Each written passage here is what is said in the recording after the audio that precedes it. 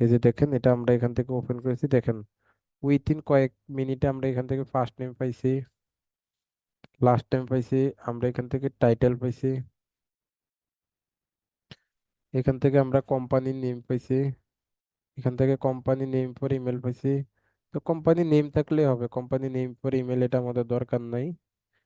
এখান থেকে দেখেন আমরা ইমেল গুলা পাইছি, এই যেগুলা কিন্তু আমাদের পার্সোন ইমেল। তো এখানে জাস্ট ইমেল লেখা আছে, আমরা এটাকে লিখে দিব পার্সোন ইমেল। আমরা এখান থেকে লিখবো হচ্ছে এটাকে পার্সোন ইমেল। এখান থেকে আমরা লিখে দিচ্ছি পার্সোন ইমেল। তারপরে এখানে ইমেল স্ট্যাটাসটাও দেওয়া, ইমেল স্ট্যাটাসটা হচ্ছে আমাদের সবগুলা ভেরিফাইড, লাইকলি টু এঙ্গেজ, মানে সেটা এঙ্গেজের মধ্যেই হবে, মানে সেটা হচ্ছে ঢুকতে পারে, ঢুকবে।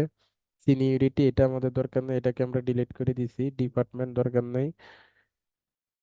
এখান থেকে কন্টাক্ট, এটা আমার নিজের মিলতে আসছে, এখান থেকে দেখেন ফার্স্ট ফোন নাম্বার অর্থাৎ ক্লায়েন্টের ফোন নাম্বার গুলা কিন্তু দিয়ে দিছে। এগুলা সব খালি ঘর, এগুলাকে আমরা ডিলিট করে দিই।